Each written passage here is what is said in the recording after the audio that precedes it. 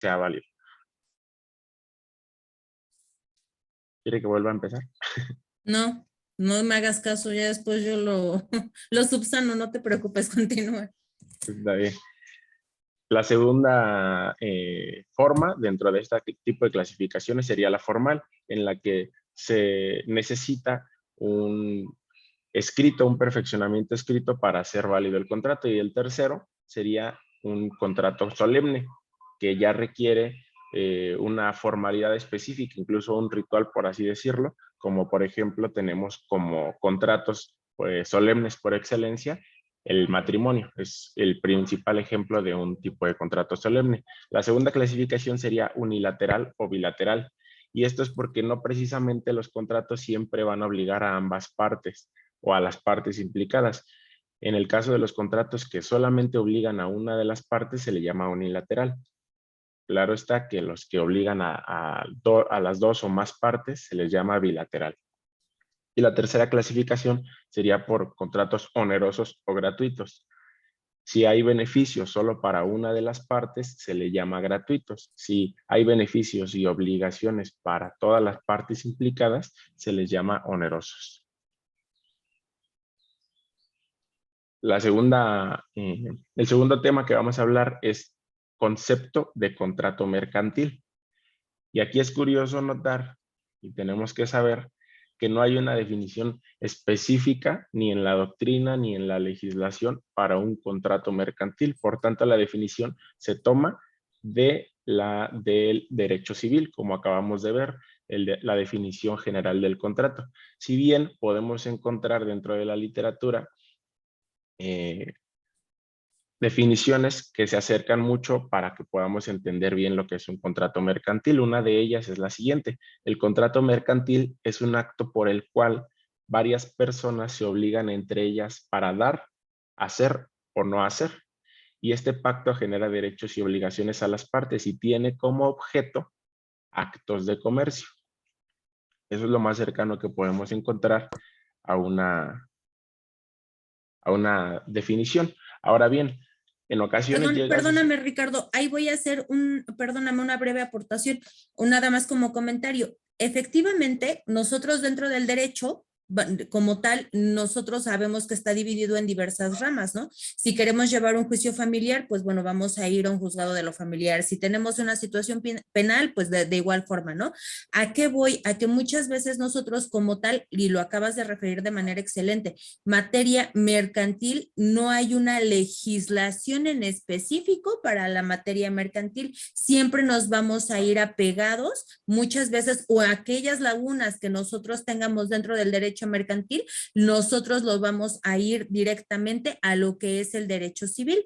Precisamente por eso es que, ok, estuvo súper bien el breve resumen o el cómo me explicaste lo del contrato. Y sí quiero hacer hincapié en donde, porque la única diferencia de un contrato mercantil, si nos damos cuenta, es que nos hace referencia con actos de comercio, ¿sale? Entonces, nada más esa es la aportación que quiero hacer. Perdóname, te interrumpo tantito. María Luisa tiene la palabra. Por favor, María Luisa. Sí, Miss, pues me ganó las palabras para hacerles comentario de que el supletorio que para los contratos mercantiles es pues el de, ahora sí que lo civil, Miss. Era Perfecto. Lo que quería aportar igual que usted, pero me ganó las palabras. Muchísimas gracias, María Luisa. Continúa, Ricardo, por favor. Sí, gracias, muchas gracias, mi compañera. De hecho, para allá iba. El tema es que efectivamente en la aplicación hay veces en que existe esa discrepancia entre si estamos dentro de si se reputa un contrato civil, un contrato mercantil, las situaciones, cómo se llevarían a cabo. Y es ahí en donde, para diferenciar en qué materia estamos, o para más bien asegurar, en este caso, el tema de la exposición, que estamos dentro de un contrato mercantil, requiere de tres cosas principalmente. Uno, que las personas que lo están celebrando, ya sean físicas o morales, tengan capacidad legal para ejercer el comercio. Dos, que, como dijo la maestra hace ratito, que la naturaleza o el objeto de lo que se está tratando sea de naturaleza mercantil. Y tres, que esté regulado por el Código de Comercio y otras leyes mercantiles que sí tenemos a disposición. Es ahí donde podremos entender que hay un tema mercantil en cuestión. Ángel, ¿podríamos apagar el micrófono, por favor?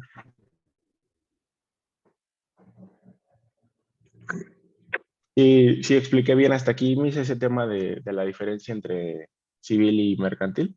Yo no tengo ninguna duda. Yo no sé si alguno de los compañeros, de tus compañeros, quieran hacer alguna aportación o tengan alguna duda. Si nadie nos levanta la mano, entonces continúen por favor con su exposición.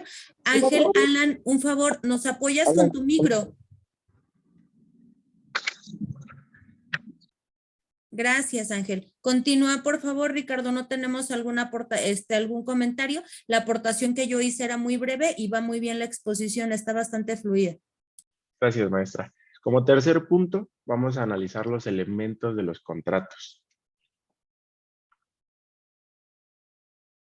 Y aquí podemos entender 4 elementos principales que suelen tener los contratos, como dijimos hace rato, apegados mucho al Código Civil, pero que se hacen válidos también en nuestros contratos mercantiles. Uno de ellos es el principal, la capacidad de las partes para contratar, la capacidad según la ley.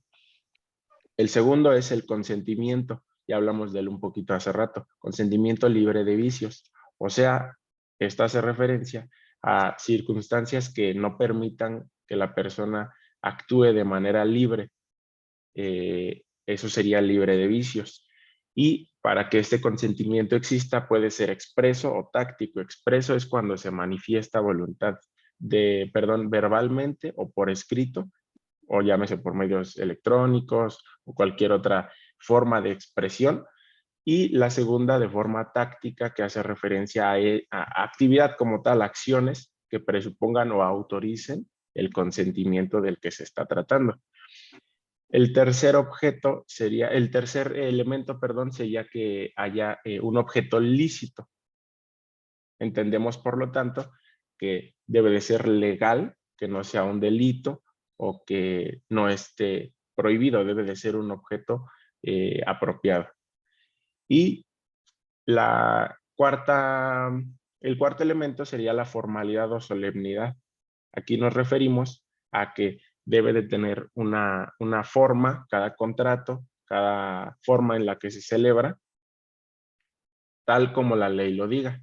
Hay incluso tipos de contratos en los que no hay una disposición específica y puede ser un poco más libre de celebración, pero hay contratos que la ley exige que se lleven tanto formulados como celebrados de cierta manera para que pueda ser verídico ese contrato. Esos serían los 4 elementos principales de un contrato. Ahí voy a volver a meter rápidamente mi cuchara. Como bien nos está haciendo referencia Ricardo, son los elementos que nosotros debemos de tener con lo que es un contrato, llámese de materia civil, de naturaleza mercantil, ¿no? Ya hicimos referencia cuál es la diferencia mínima entre un concepto y el otro y la naturaleza como tal.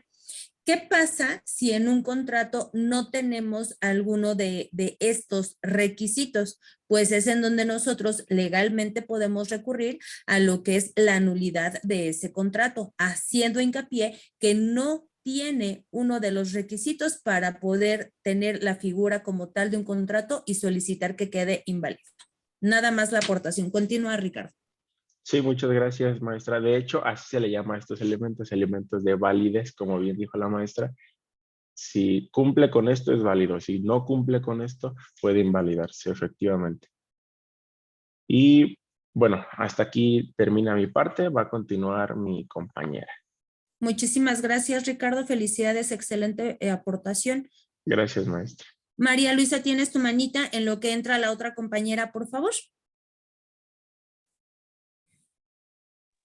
Sí, solamente me gustaría que mi compañero Ricardo nos hiciera saber en dónde se le da la solemnidad a los contratos, con qué personas son las que están aptas para darle solemnidad a un contrato? Son los... ¿Qué es la solemnidad, Ricardo? ¿Qué es lo que quedamos que era solemne? Ahí lo tenías en tu diapositiva. Si nos Déjala regresamos regreso. tantito. Sí, déjala regreso. Ah, ya la puso mi compañera.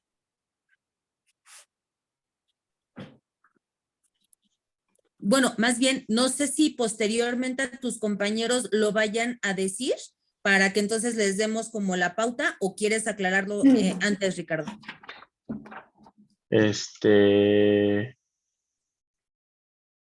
No recuerdo si más adelante en la exposición viene específicamente eso o no, pero bueno, como comentaba yo, la solemnidad es en el caso de los contratos, es cuando la ley especifica de qué forma tienen que ser formulados y celebrados precisamente la creación de esos contratos. Eso es solemnidad, o lo que yo entendí en mi investigación como solemnidad. Y los que, digamos que nos apoyan dentro de esa solemnidad son dependiendo del tipo de contrato, quiero pensar, no estoy tan seguro de eso, pero creo que podría ser, por ejemplo, los notarios públicos. Bueno. ¿Alguien más quiere? Muchas gracias, Ricardo. ¿Alguien dentro de tu grupo quiere hacer alguna aportación a lo que nos está comentando la compañera Mari? Bueno, sí, para comentar un poco lo que comenta Ricardo, la solemnidad se refiere a una formalidad del contrato. Este puede ser ante el notario público y es cuando ambas partes o las partes contratantes justifican o llenan todos los requisitos para hacer la validez del contrato. Un poquito más adelante les hablamos de lo que es la capacidad del contrato en la parte donde yo estoy explicando los tipos de contratos mercantiles. Pero básicamente la solemnidad es la formalidad de realizar el contrato. Efectivamente, te lo acaban de contestar de manera correcta. No sé si te quedó claro, Mari. Sí, es que, mire, a veces las personas, pues como tal, a veces no sabemos cuáles son las personas que tienen la capacidad jurídica o legal para poder darle la solemnidad a los contratos. A veces sí desconocemos esa parte. Por eso No. se me hizo muy importante que Aclarar. a veces pues, sí aclarar, porque mucha gente, ¿no? Hace un contrato y dice, y pues, ¿quién le da la legalidad correcta? Sí, sabemos que a veces desconocemos esa parte. Por eso fue un punto muy importante, bueno, a lo personal, para que pues todos supiéramos cuál es la parte, ¿no? ¿Quiénes son las partes que están jurídicamente legalizadas para dar esas solemnidades? Muchas gracias, compañero. No, a ti muchísimas gracias, Mari, por la duda, porque pues al final del día, aparte, no me van a dejar mentir, que pues efectivamente muchas veces nosotros, y por ahí nosotros sabemos que en el derecho, el hecho del desconocimiento de la ley no nos exime de la responsabilidad, ¿no? Entonces, muchas veces el hecho de que si ustedes le preguntan a una persona, a lo mejor no sin estudios, pero no, a lo mejor no tiene el conocimiento de la solemnidad, más va como a lo mejor decía Ricardo, ¿no?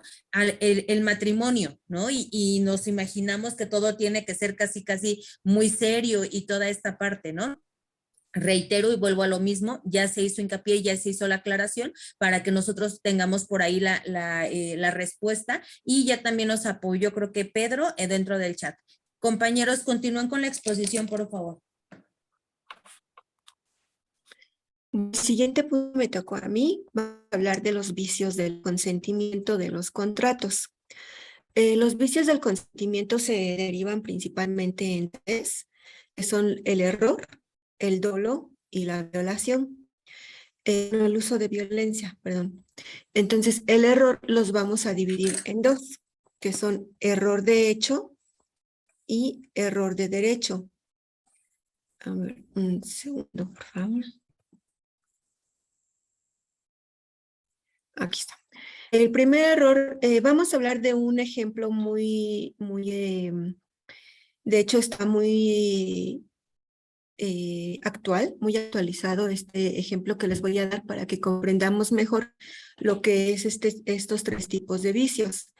Para el primero, que es el error de hecho, lo que entendemos en error de hecho es que vamos a ver o vamos a dar una apreciación muy diferente precisamente a los hechos en que alguna de las partes en el contrato no se declaró como debería de ser.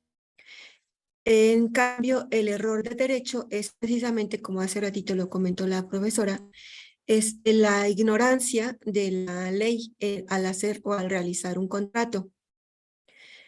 Ahorita les doy el ejemplo que les digo para hacerlo un poquito más específico y un poco más claro estos tres puntos, el error que se deriva en dos, el dolo, que quiere decir, o que es lo mismo, un acto de mala fe. Y el uso de violencia, por su nombre lo dice obviamente, es un acto cuando se intimida, se abusa o se ocupa a la persona contratante para forzarlo a hacer algo que no quiere o que no quiere hacer. Por ejemplo, todos estos tres que los acabo de mencionar están regidos por el Código Civil Federal. El primero, que es el Código Civil, en su artículo 1795, es quienes los identifica. Y el segundo, que es el artículo de 1812, es el que los enumera y precisamente los hace efectivos para que causen nulabilidad o invalidez de los contratos.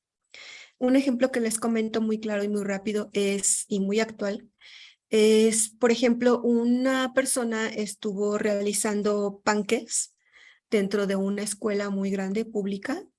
Los empezó a vender y tuvo tanto éxito que la escuela decidió contratarla y se generó un contrato entre ambas partes. Pero al final no sabían que los panques los estaban realizando también con marihuana. Entonces aquí estuvo en la invalidez del contrato, aparte de que se determinó como un fraude. Y también les quiero comentar, cualquiera de estos tres tipos es un fraude y se puede llegar hasta la cárcel, aunque sea nada más regido por el Código Civil. Sí podemos hacer una demanda y se puede llegar hasta la cárcel. En este contrato se hizo uso de los tres vicios del consentimiento. El primero, que fue error de hecho, porque la persona sabía perfectamente cómo se estaban elaborando estos panques y al hacer el contrato no mencionó en ningún momento cómo los iban a elaborar. El segundo, que es error de derecho, ella pudo haber dicho que no sabía que al hacerlos o el prepararlos con marihuana era algo contra la ley o algo ilícito. Aquí, aunque no sepamos por ignorancia que no está permitido por la ley, eso no le exime de responsabilidad. De dolo, porque se sabe perfectamente que ella actuó de mala fe y que los panques están hechos ilícitamente.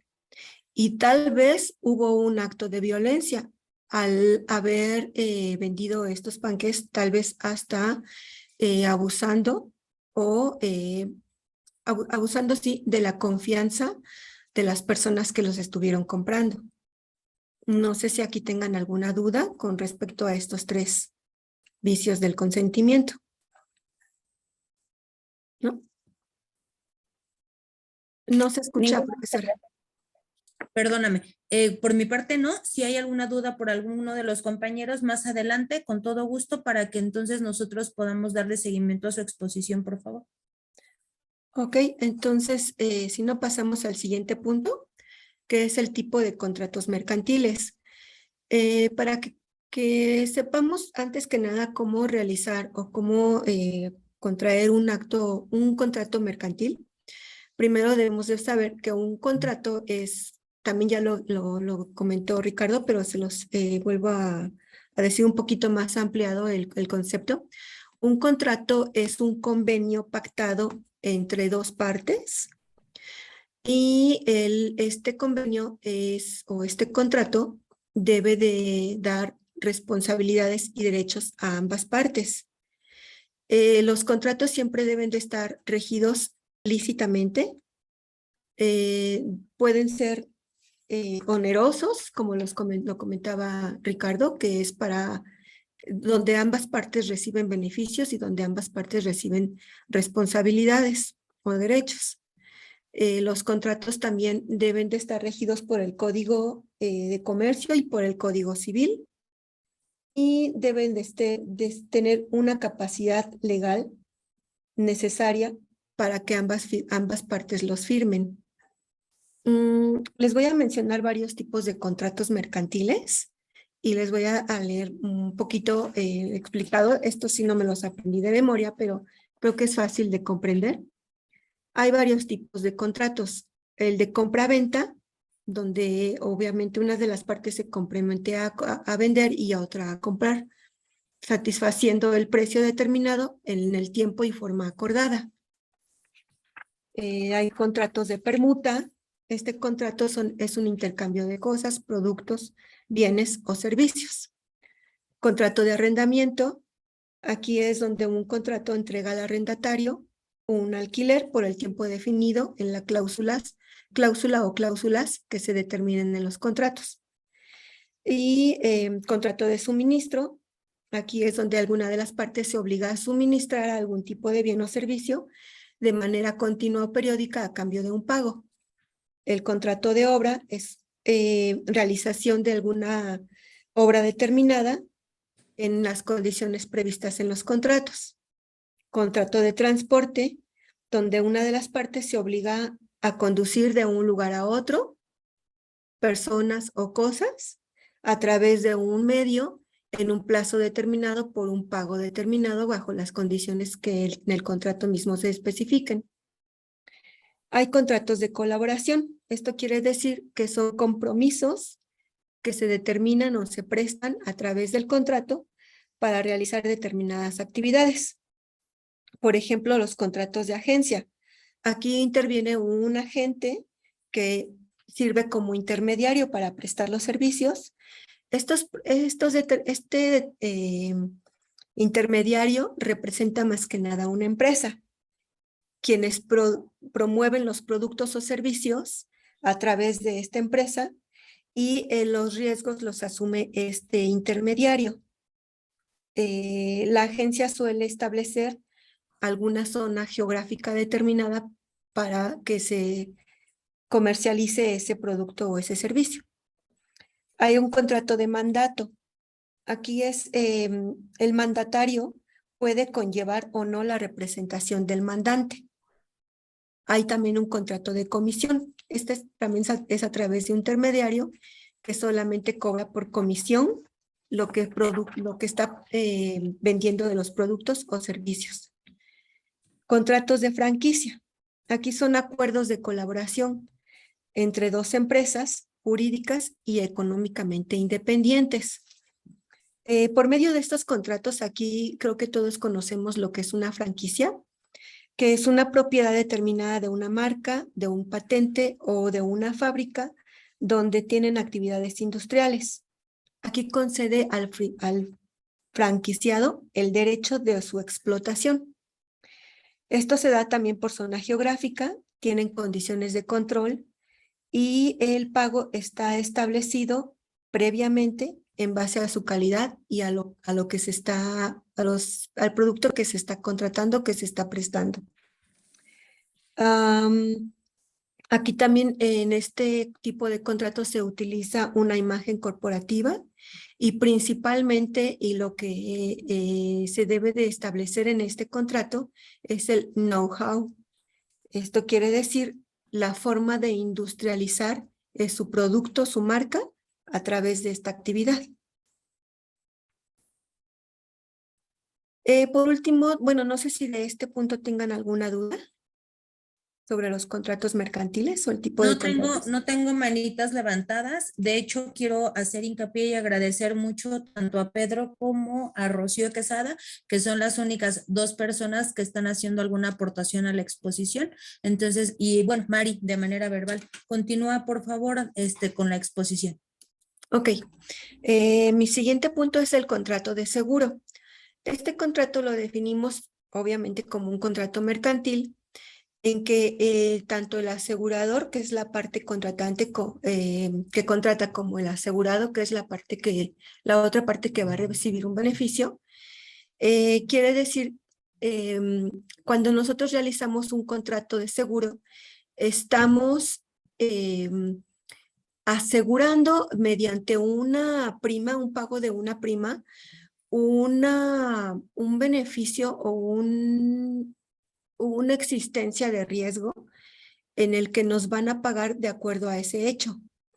Es decir, cuando nosotros tenemos un determinado riesgo, contratamos a una aseguradora a través de un pago de una prima. Nosotros vamos a ser los beneficiarios y dependiendo del tipo de seguro es como vamos a recibir un pago o una indemnización de acuerdo a la cláusula en que se especifique en este contrato. Tenemos varios tipos de seguro. Aquí lo importante es saber cuál es el que mejor nos conviene en cuanto a pago, en cuanto a la forma en que lo estemos contratando. ¿Perdón? Ok. Continúa.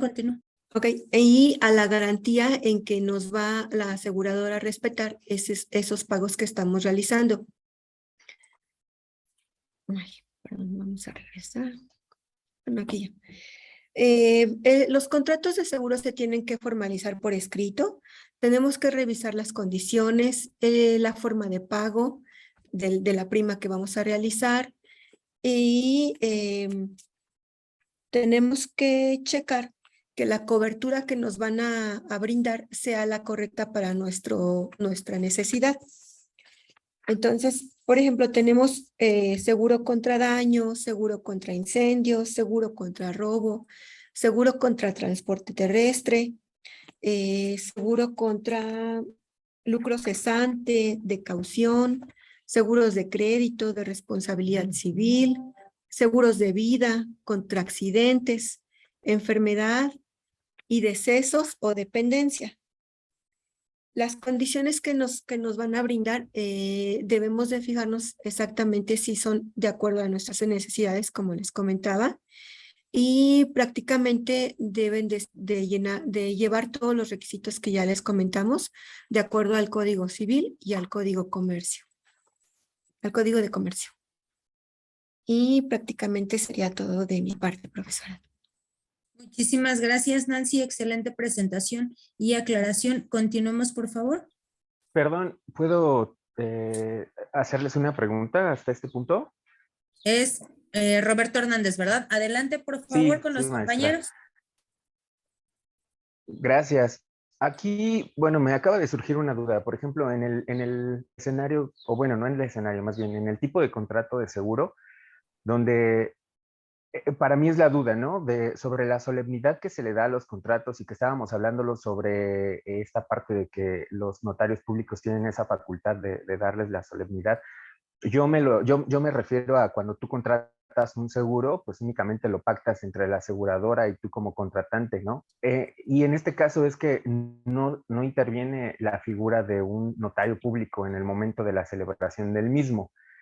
Y aquí la pregunta sería esa solemnidad, digo, ya como al ser una prestadora de servicios y demás leyes que lo respaldan y fundamentan, sería, por ejemplo, esa solemnidad previa la tuvo que haber dado Profeco, por ejemplo, o la Comisión Nacional de Seguros y Fianzas. ¿Cómo opera ahí en Lo que esta parte? pasa es que el ejemplo que se dio por parte de los compañeros, o creo que fue la compañera que participó, es que hizo referencia a un notario, mas no quiere decir que para que realmente tenga validez lo tenemos que hacer ante un notario. Esta solemnidad, ¿quién se la va a dar, Ricardo? Perdón, Roberto.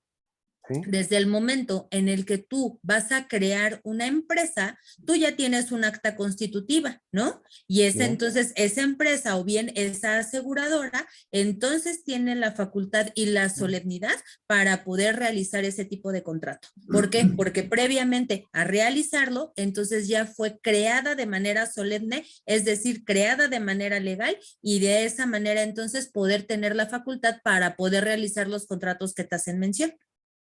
Perfecto. ¿Sí? Bien, Y gracias. bueno, complementando un poquito también eso, Roberto, y lo que dice la profesora, todos estos contratos están regidos por el Código Civil Federal y por el Código de Comercio. Desde ahí ya tenemos toda la formalidad que nosotros necesitamos porque estamos haciendo referencia a todos los artículos que están en el código. Perfecto, muchísimas gracias. Gracias. Nancy, Mari, perdóname, no te doy la palabra porque todavía les falta mucho a tus compañeros y en un momento te la cedo nuevamente, por favor. Continúa con la exposición, por favor.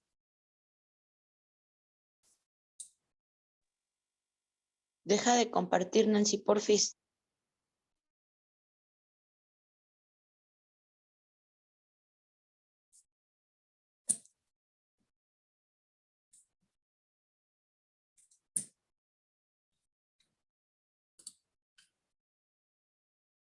Me parece que nada más tomas el control y ya, pero a ver, creo que ya, Miriam.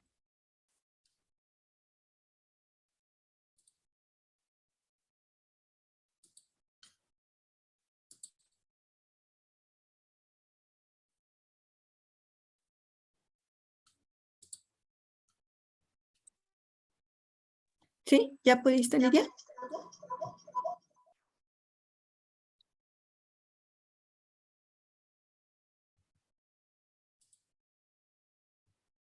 No puedo, permítanme. ¿Quieres que ponga tu presentación? Porfis, no puedo. Sí, dame un segundo. Gracias.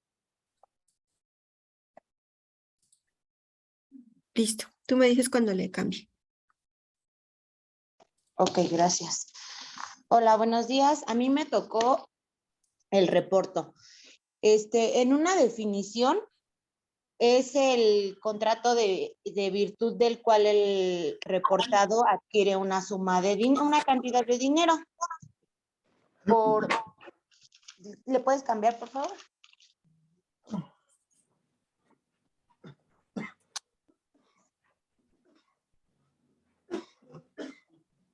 ¿Le cambias, Nancy, por favor?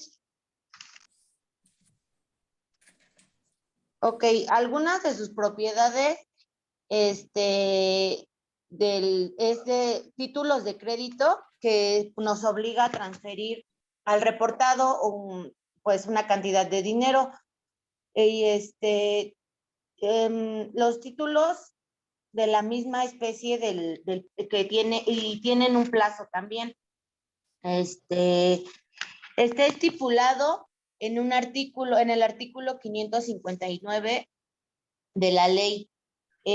Pues en definición es la virtud del cual el reportado tiene que entregar una suma de dinero. Otra, por favor, compañera.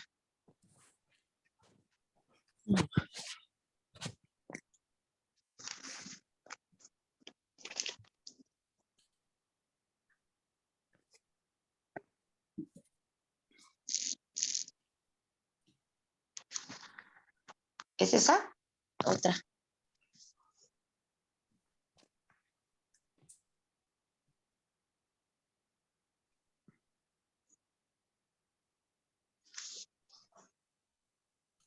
Tal vez yo creo que sí es esa, porque Nidia, o no sé si se confundieron, porque el artículo que me referiste no es el que viene en tu diapositiva, entonces a lo mejor esta sí es la otra, ¿no? No, sí es otra, bueno, aquí yo en mi investigación me aparecía que así lo establece el artículo 259 de la Es que ley. me dijiste 295, por eso No, dije, no, pues entonces a lo mejor es otro. 259, Continúa, por perdón. favor. Ajá, de la ley de títulos y operaciones en el crédito. Eso es lo que nos hace ese artículo. Otra, por favor, compañera. Y tiene algunos elementos.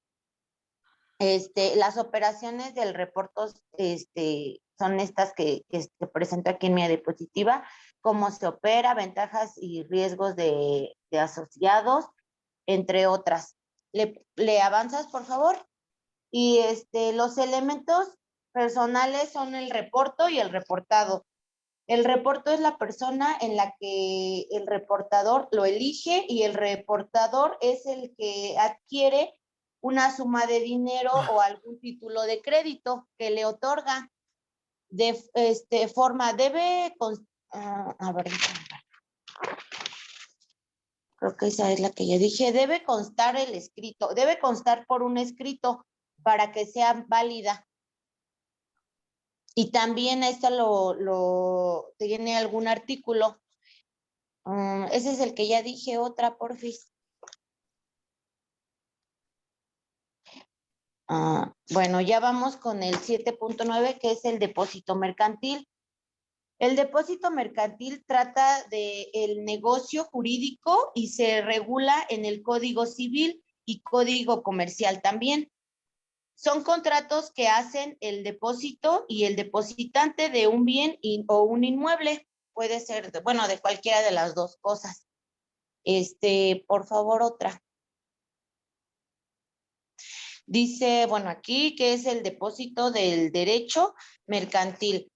Pues es un instrumento que nos ayuda a las personas físicas y morales para almacenar diferentes tipos de mercancía tienen que ser mercancía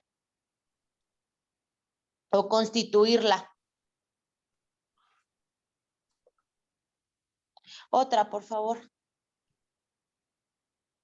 O custodiarla, perdón.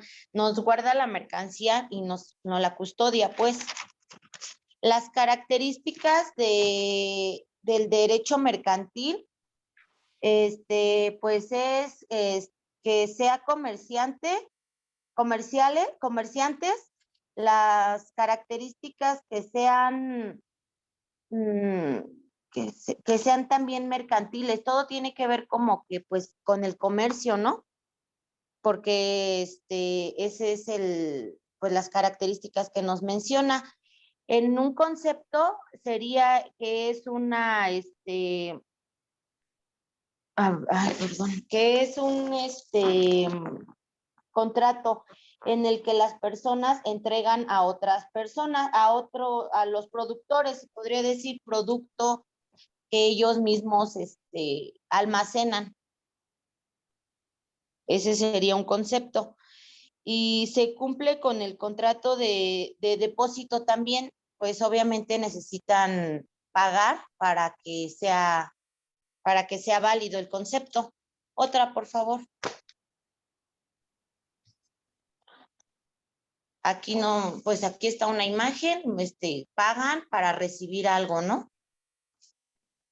Otra, por favor. Y vamos con el depósito bancario. El depósito bancario es una operación financiera que algunos hacemos en guardar mucho nuestro dinero en el banco o en los bancos. Ellos custodian nuestro dinero, que es lo que siempre hacemos. Las personas físicas, o alguna empresa, a cualquiera nos puede, pues, el banco guardar nuestro dinero. Bajo unos honorarios también se determina que, pues, el banco no lo guarda. Se guarda a plazos o en un interés fijo. ¿Le puedes cambiar, porfis? Otra, por favor. Hay dos tipos de depósito. De depósito a la vista. Y son los más flexibles. Y el depósito, también tenemos el depósito a plazo. El depósito a la vista te da el interés que tú decides. Firmas un contrato y ahí para ver qué tiempo, qué plazo determinas tú para que tu dinero esté ahí, que sería el depósito a la vista. Y el depósito de plazo es el que determinas y reciben los intereses en forma mensual o trimestral según nosotros lo elijamos, a disponibilidad, y tener la disponibilidad también del dinero que tenemos ahí guardado. Pues creo que eso sería todo, maestra. No sé si alguien tenga una duda. La verdad es que yo creo y quiero hacer mucho hincapié a las personas, yo como se los dije, la manera en la que vamos nosotros a estar evaluando y quiero hacer mucho hincapié y agradecer mucho tanto a Pedro, Angélica, porque te están aportando demasiado y eso es lo que yo busco, ¿no? Que las aportaciones que los compañeros den las hagan aunadas a la exposición y creo que pues es mucha la información que nosotros tenemos para exponer y sin embargo la están complementando de manera muy buena, ¿no? Entre el equipo expositor y mis demás, y los compañeros que nos están apoyando en participar y con lo cual, pues bueno, yo estaría, ya estoy tomando nota de quiénes son las personas que están dentro de lo que es el foro de discusión, que son los que nos están aportando. Muchísimas gracias. Continúen con la exposición, por favor. Gracias. Perdónenme, voy a hacer nada más, Rafa, un favor, tu comentario, tu duda muy breve y la dejo al último para dar seguimiento a la exposición y que no se me retrasen porque les falta mucho. Dime, Rafa. Ok, rapidísimo. Nada más agregando a lo de la parte del depósito de mercancías, encontré que hay 4 niveles y entre ellos está el nivel 1 que es exclusivamente para almacenamiento agropecuario y pesquero, almacenamiento 2, bienes y mercancías de cualquier clase, a excepción de régimen fiscal y otorgamiento de financiamientos, nivel 3, almacenes de bienes o mercancías para cualquier clase de mercancías destinadas al régimen depósito fiscal, nivel 4, actividades citadas a niveles anteriores, que otorguen financiamiento con garantía sobre los bienes o mercancías recibidas en depósito. Nada más era eso, como agregar un poco más a la parte de los depósitos. Ajá. Muchísimas gracias, efectivamente, muchas gracias por tu aportación. Continúe mi equipo expositor, por favor. De acuerdo, va a continuar entonces.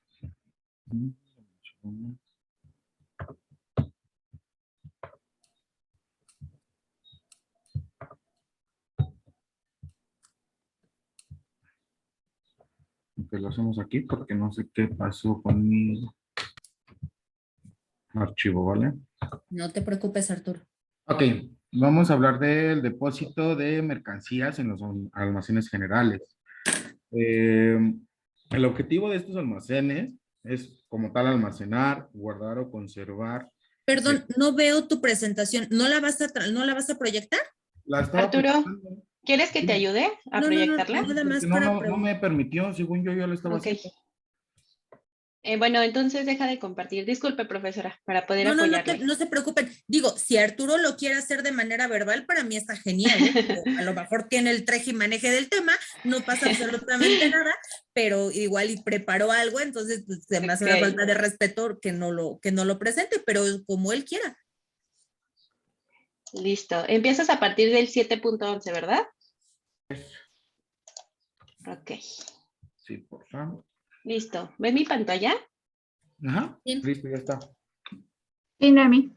Perfecto. Gracias. Gracias. Ok, Listo. gracias. Como les comentaba, lo que hacen estos almacenes, el objetivo de estos almacenes es como conservar, manejar, distribuir, comercializar todos los bienes o mercancías bajo su custodia o que se encuentran en tránsito. De igual manera otorgan financiamientos tomando como garantía los mismos bienes o mercancías. Realmente lo que intentan es como un tipo de comercialización con este tipo de bienes que manejan o que tienen a su cargo. Estas entidades también pueden emitir certificados de depósito sobre bienes y mercancías almacenados en bodegas que no forman parte de sus instalaciones. Los almacenes generales también son los únicos facultados para expedir certificados de depósito y son responsables de las mercancías que amparen dichos documentos. Asimismo, el alcance de sus actividades está en función del nivel que tengan autorizado. A lo que chequeé se divide en 4 niveles. El primero es exclusivamente al almacenamiento agropecuario y pesquero, era lo que comentaban hace un rato. Al nivel 2 se encarga del almacenamiento de bienes o mercancías de cualquier clase, a excepción del régimen del depósito fiscal y otorgamiento de financiamientos. El nivel 3 está facultado para el almacenamiento de bienes o mercancías de cualquier clase y mercancías destinadas al régimen de depósito fiscal. Y el último nivel, que es el nivel 4, además de las actividades mencionadas en los niveles anteriores, otorgan financiamiento con garantías sobre los bienes o mercancías recibidas en el depósito. ¿Vale? ¿Me ayudas con la siguiente, por favor? Gracias. Ya ahí vamos a hablar sobre la prenda. La prenda es un contrato de garantía para asegurar que se cumpla una obligación y grava bienes o muebles. La persona acreedora retendrá el bien mueble hasta que se pague la obligación que ha contraído al prestarlo. Es como una garantía que va a tener para que pueda ser cobrado algún bien o algún contrato que tengan. Mediante la prenda, el prestamista mantiene en su poder un objeto del deudor hasta que éste cancele su deuda y solo entonces se devolverá. Entonces es como para que puedan pararse o pueda respaldarse sobre algún contrato que tengan. Partes del contrato de la prenda, o las partes del contrato de la prenda son el acreedor pignoraticio. Es la persona que presta el dinero y que se queda con la garantía hasta que se devuelve el mismo. Y está facultado por 3 cosas: la retención del bien mueble, defender el bien mueble o realización y cobro preferente. La segunda parte es el deudor como tal, es el propietario del bien mueble y el que está obligado a cumplir con el pago. Me ayudas con la siguiente, por favor. Gracias. Ahí vamos a hablar un poquito del fideicomiso. Se trata de un contrato mediante el cual una o más personas traspasan de manera temporal la propiedad de bienes muebles o inmuebles que existe en un patrimonio autónomo. Con esto lo que se conseguirá es que la sociedad administradora de fondos y fideicomisos consiga cumplir todo lo requerido en el contrato. El artículo 381 de la Ley de Títulos y Operaciones de Crédito formula la definición de fideicomiso al declarar que en virtud del mismo, el fideicomitente destina ciertos bienes a un fin lícito y determinado, encomendando la realización de este fin a una institución fiduciaria. ¿Vale? Existen varios tipos de fideicomiso, los enlistamos en esta presentación. Yo creo que, perdón, nos vamos a quedar hasta aquí de la exposición. Una pregunta, Arturo. Ahorita que estaba yo checando, ¿los tipos de fideicomiso los van a explicar o solamente van a hacer mención?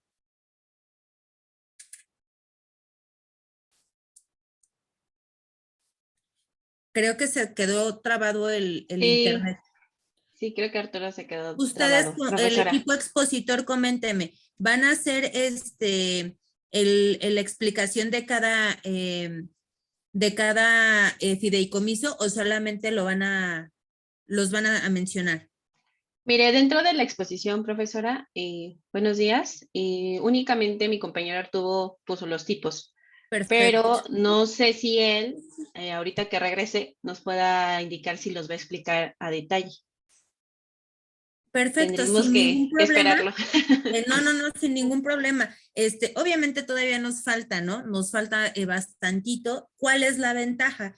Que al parecer tengo entendido que mi siguiente equipo expositor, el tema que se les asignó no es tan amplio como el que traían ustedes. Entonces vamos nosotros, por eso no me preocupo y no me estreso, porque pues nos va a dar el chance y la pauta para que nosotros podamos entonces de esa manera poder terminar. Por ahí hay un micro abierto, Arturo Vázquez. Sí, porque te conectaste. Sí, lo apago. Gracias. Entonces, porque tenemos el equipo expositor que es el de la siguiente sesión, yo no lo tengo con un tema tan amplio como el que tenían ahorita, ¿no? Entonces, lo que vamos a hacer, no sé cuánto tiempo aproximadamente calculen que les falta. Según yo, son aproximadamente 10, 15 minutos, ¿no? De lo que les falta de exposición porque es bastante amplio, pero lo vamos a complementar la sesión con el siguiente equipo expositor. Entonces, no se preocupen, creo que estamos en tiempo. Están los temas distribuidos de tal manera que todos puedan estar aportando y haciendo, pues obviamente, la exposición que les corresponde. Sí quiero felicitarlos ¿Por qué? Porque no han dejado, el equipo como tal, no ha dejado morir solo a los expositores. ¿A qué me refiero? A que muy independiente a lo que los compañeros nos están proporcionando, tengo yo a los compañeros que en el chat estoy al pendiente de ellos y no les miento, se los prometo que los estoy apuntando. ¿Por qué? Porque pues el foro de discusión para mí también es muy importante, ¿no? Así sea como Roberto con dudas, así sea como Rafael también con preguntas. Para mí eso, cualquier duda siempre va a retribuir mucho la exposición, ¿no? Siempre nos va a hacer ampliar un poquito más el tema. Ahorita me quedo con el chat para que pueda yo responder, por favor, ahí cualquier tipo de situación. Me despido de ustedes. Perdón hacerlo de manera tan abrupta. El hecho de que nos hayan cortado las sesiones media hora es esto, ¿no? Nos pasa esto, que tenemos que andar como que con las carreras entre que ustedes están exponiendo, yo los escucho, les paso lista, veo el chat, ¿no? Entonces sí es como un poquito complicado.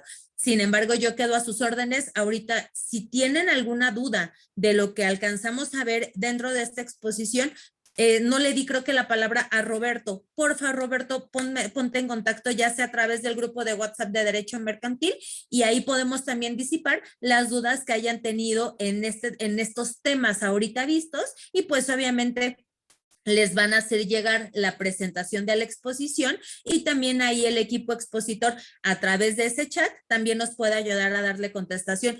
El chat también es un foro de discusión, ¿saben? ¿Por qué? Porque lo podemos aprovechar y claro que mientras a mis posibilidades esté, les estaré contestando a la brevedad si tuviéramos algún tipo de duda, ¿sale? Que tengan un excelente fin de semana, me despido y quedo a sus órdenes, por favor.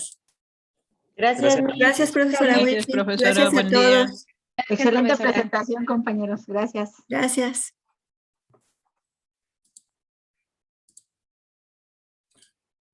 Nos vemos, gracias.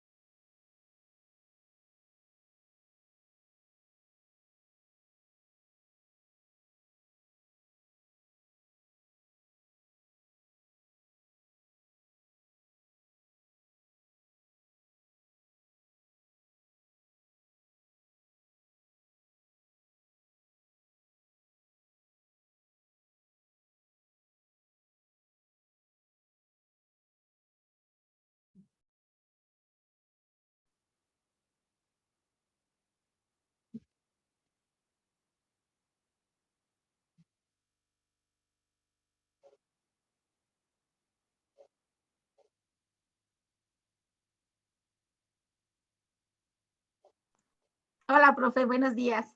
Buen día a todos. Hola. Perdón por invadir su sesión. Ay, no se preocupe, profe. Estábamos pasando. Que tuvimos ahí un tema en la mañanita con con el Zoom. Entonces, tratamos de evitar ese problema quedándonos en una sesión para ya entrar así de lleno y que no nos tome tanto tiempo esto. Y aquí andamos. Es que estamos diciendo que es muy poco tiempo las clases, profe. De pronto hasta para nosotros es, por ejemplo, ayer que estaba organizando el tiempo para precisamente lo que les voy a compartir, si era así como de, espero que me dé tiempo, pero pues igual, vamos a tratar de hacerlo como más dinámico. Por ejemplo, hoy les voy a dejar hoy vamos a dejar a ver, permítanme tantito nada más para detener la grabación.